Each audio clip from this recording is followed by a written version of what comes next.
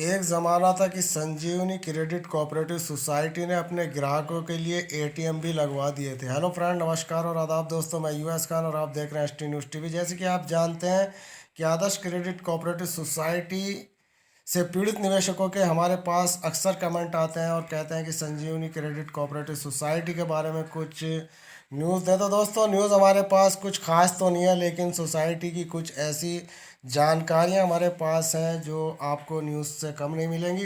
तो चलिए दोस्तों, शुरू करते हैं कि पूरी खबर क्या है। ग्राहकों की सुविधा के लिए एटीएम लगाए।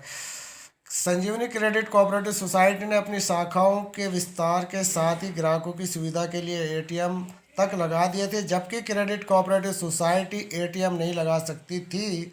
इस एटीएम के उद्घाटन के लिए राजनेता और सरकारी अधिकारी भी शरीक थे। तो दोस्तों, यहाँ अंदाज़ा लगा सकते हैं कि बिना सरकारी मिली भगत के यहाँ पर कुछ नहीं होता। चाहे वो फ्लॉड हो, चाहे वो जमाखोरी हो, कुछ भी हो, सब सरकार की इसमें भागीदारी होती है। आगे खबर है कि शाखाएं बंद, निवेशकों की चिंताएं बढ़ी।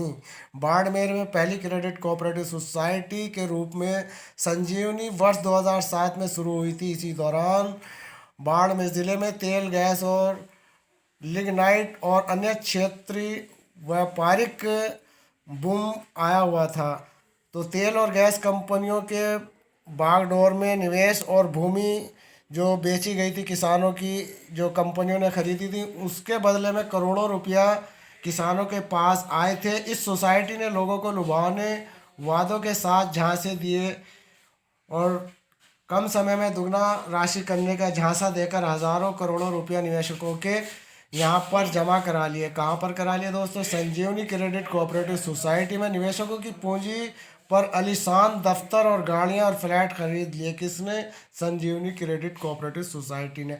ऐश मौज की जिंदगी के साथ जोधपुर में 3 मंजिला प्रधान कार्यालय खोल दिया। इसके बाद इसके सीएमडी ने एक अखबार का प्रकाशन भी शुरू कर दिया था। अब सीएमडी के गिरफ्तार होने और क्रेडिट सोसाइटी के दफ्तरों पर ताले लगने के बाद निवेशकों की चिंताएं बढ़ गई हैं। करीब 10 दिन पूर्व संजीवनी क्रेडिट कोऑपरेटिव सोसाइटी संचालक सहित 2 लोगों को 500 करोड़ रुपए के घोटाले में गिरफ्तार किया गया था।